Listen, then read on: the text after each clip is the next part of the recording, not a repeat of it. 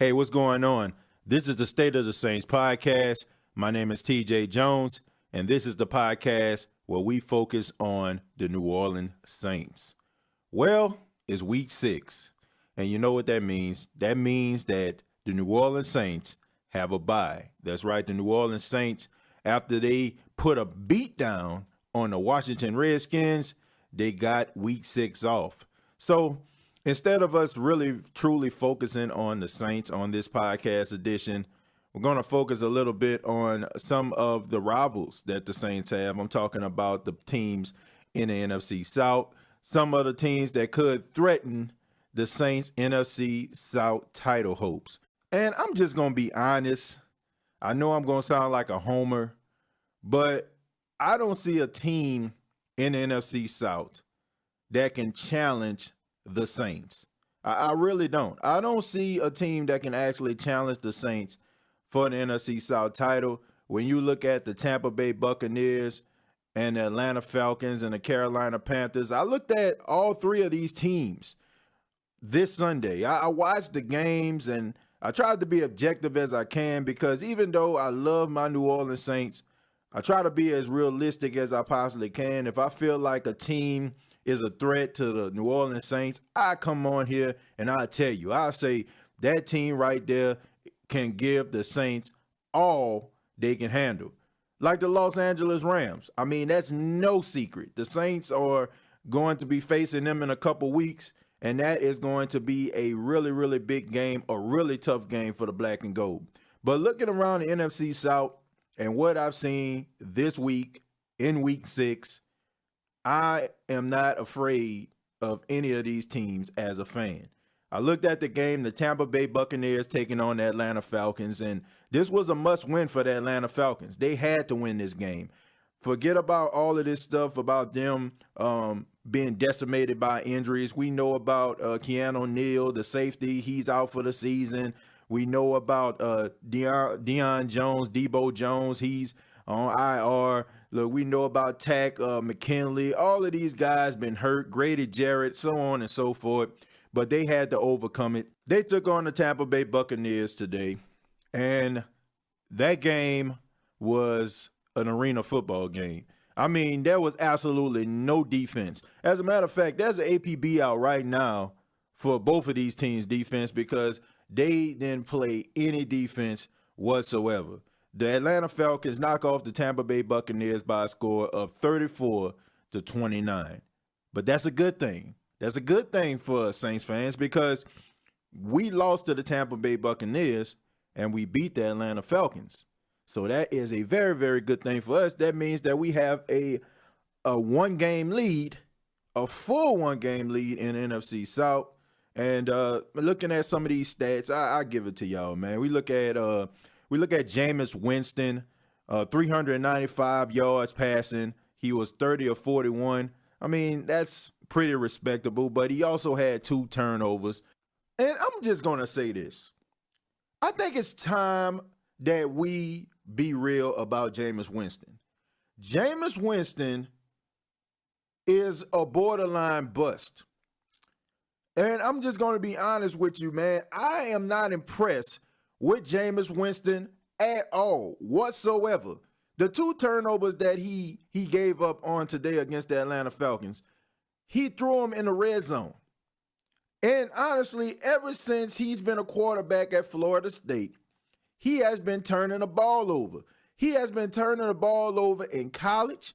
He went to the pros. He's the number 1 overall pick in his draft class, and he's still doing the same things he's done at Florida State. And I'm even including some of his off-the-field antics. It is time for us to think about this, to really fully think, is Jameis Winston a bust? Because honestly, man, you can look at these stats today and you can say that he balled out, but turning the ball over in crucial moments and also that last play of the game. I mean, the play call was pretty good.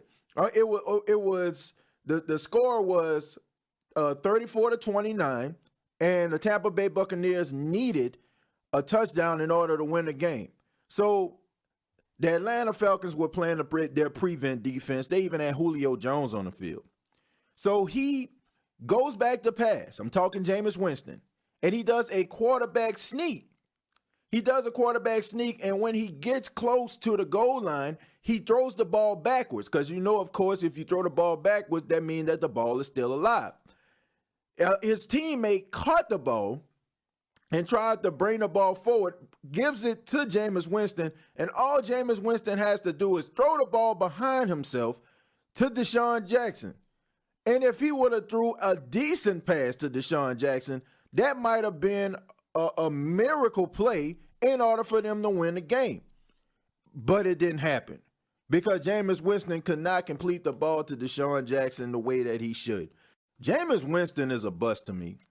I mean, this man has been in the league, about 4 years now, and I have not seen him progress at all. The same mistakes he's been making as a rookie, he's making as a pro. And that is one of the reasons why I say I am not afraid of this division as a Saints fan. When you look at how Jameis Winston is playing, turning the ball over at crucial moments, how you look at how the Atlanta Falcons can't do anything defensively, teams are just basically destroying them and when it comes to passing the ball every single week. And now you look at the Carolina Panthers, a team that I thought would be a worthy adversary against the New Orleans Saints. I mean, you look at the Saints record, you look at the Carolina Panthers record, and now they go to Washington, D.C., and they lose to the Washington Redskins, the same Washington Redskins that the New Orleans Saints put the beat down on. And I know what people are probably saying. Well, it was a home game for the Saints. It was a away game for the Carolina Panthers. Nah, man, forget all that. The turnovers by DJ Moore, the crazy mistakes by Cam Newton. I mean, I just don't know what to say. They are handling business at home, and when they get on the road, I'm talking Carolina, they don't handle up on business. So you know what that tells me? I'm just afraid if we go to Carolina.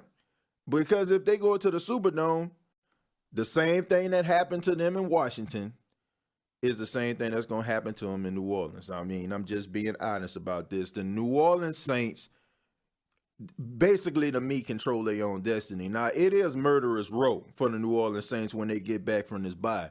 Of course, we know they're going to be taking on the Baltimore Ravens, and I'm going to talk a little bit about that matchup during the week. Sean Payton and Drew Brees taking on the Baltimore Ravens, whom they never beat. Since 2006, Drew Brees, Sean Payton, since they've been together, they have never beaten the Baltimore Ravens. If they beat the Baltimore Ravens, then they have beaten all 31 other teams in the National Football League. Those Baltimore Ravens are the one that has been eluding them since 2006. I'm going to talk about that later on in the week, of course. But back to some of these games from these NFC South teams.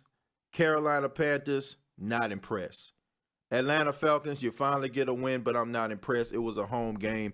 And I'm just going to mess with the Atlanta Falcons fans real quick. Y'all ought to be ashamed of yourself. You ought to be ashamed of yourself because when I was looking at that game, I was watching the fans.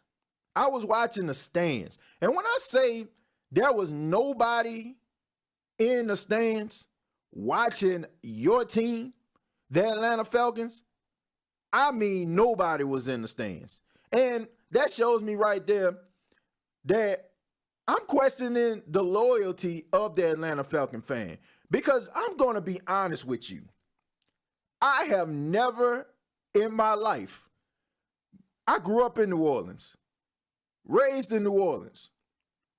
I have never met a diehard Atlanta Falcon fan in my lifetime, ever.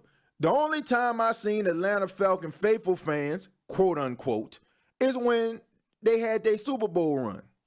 But when I look at the stands, just because your team only has won one game, that just shows me right there that a lot of the fans in Atlanta are fair weather. Y'all fair weather fans. They're fair weather fans because they only want to ride the bandwagon because it's convenient and they feel like they can talk some noise to Saints fans. Not impressed at all. Not impressed the way that these guys are playing defensively. Not impressed the way their fans are basically walking around the stadium. But I mean, honestly, man, I go to a Saints game. You don't see people walking around. You don't see people going get snacks. You don't see people buying merchandise and all of that kind of stuff. They do that stuff before the game because they're so emotionally invested in their team. Atlanta Falcon fans, they look like they're more interested in buying hot dogs and jerseys and walking around like they at the mall than going to their seats and cheering for their team. And Atlanta Falcon fan to get on my Twitter page, State of the Saints podcast Twitter page, and they'll go at me and say, man, well, I'm a real fan. Then where y'all at?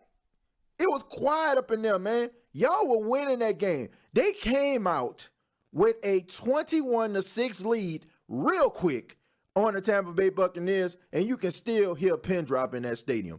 I question the loyalty of Atlanta Falcon fans. Y'all not real fans. You're only real fans when your team is winning. True fans gonna stand by their team and not give up on them.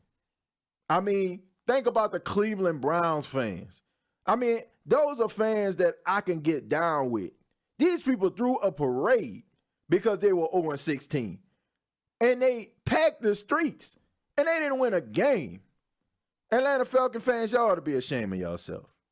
Because I'm looking at, it looked like almost like the stadium was empty with a 21-6 lead on the Tampa Bay Buccaneers in the first half. That's pathetic, man. But hey, like I always say, I'm just a Saints fan. This has been the State of the Saints podcast. Coming up this week, I will be breaking down the New Orleans Saints matchup versus the Baltimore Ravens. And also, I will be talking about Michael Thomas being fined $10,000 for an unsportsmanlike conduct penalty that he had on Monday Night Football. I'll give my take on that. Till next time, who dat?